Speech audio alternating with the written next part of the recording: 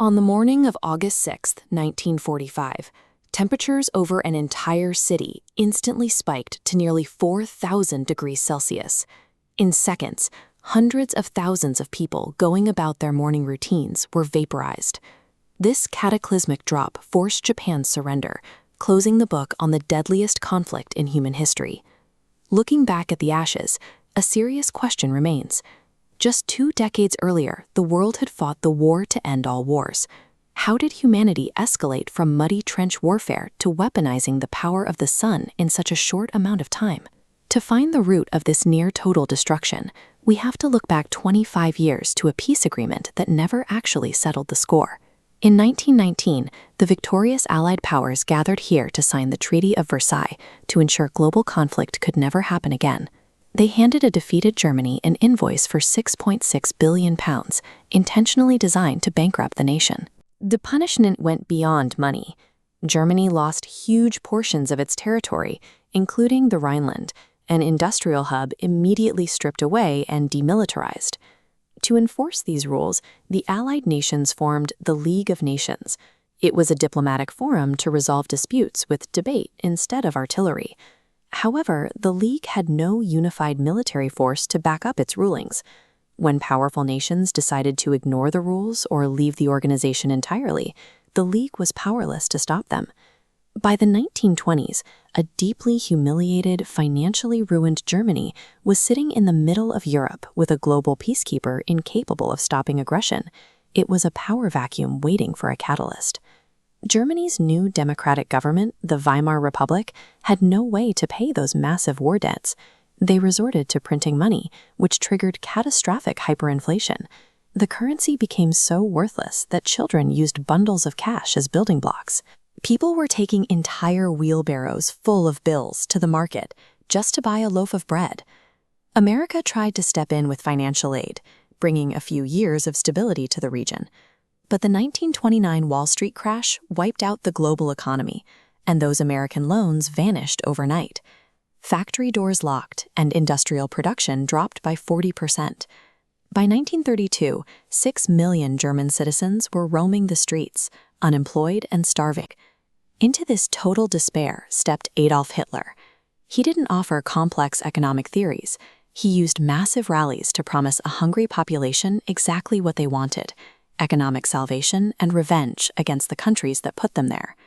When an entire nation is stripped of its identity and cannot feed its own children, they often trade their democratic rights for the absolute authority of a dictator. Once in control, Hitler began systematically tearing up the Treaty of Versailles. He marched troops back into the demilitarized Rhineland and forcefully annexed Austria, while the League of Nations watched and did nothing. The breaking point arrived on September 1, 1939. German forces staged a fake attack on their own border, using it as an excuse to launch a full-scale invasion of Poland. Germany's military dominance was staggering. Instead of throwing soldiers into trenches, they bypassed standard defenses entirely. In a matter of weeks, they captured Paris and forced France to surrender. But then, fueled by his own success, Hitler made a fatal overreach. He tore up a non-aggression pact and then invaded the Soviet Union. His military pushed deep into the east, only to be frozen and destroyed by the brutal Russian winter.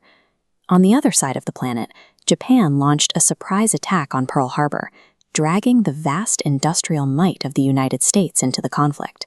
These two strategic miscalculations turned a series of targeted European conquests into a multi-front war of attrition that the Axis simply did not have the manpower or industry to win. This conflict introduced the world to the reality of total war. The lines between soldier and citizen vanished. Entire civilian populations, factories, and national economies became primary military targets. It also required massive global resources. The British colony of India provided 2.5 million soldiers to fight for the Allied forces. To supply this global war machine, the British Empire systematically extracted grain and raw materials out of regions like Bengal. The direct consequence of this extreme extraction was the catastrophic 1943 Bengal famine. An estimated 3 million innocent civilians starved to death because their local food supply was exported to feed a distant war. In a total war, the battlefield extends thousands of miles beyond the front lines. Entire colonized nations were transformed into supply lines, forcing civilians to bear the ultimate cost of the conflict. The Axis eventually collapsed under the combined weight of the Allied powers. Hitler took his own life in a decimated Berlin, and following the nuclear strikes on Hiroshima and Nagasaki, Japan officially surrendered. The final tally was incomprehensible. Up to 80 million people were dead, with civilians making up the vast majority.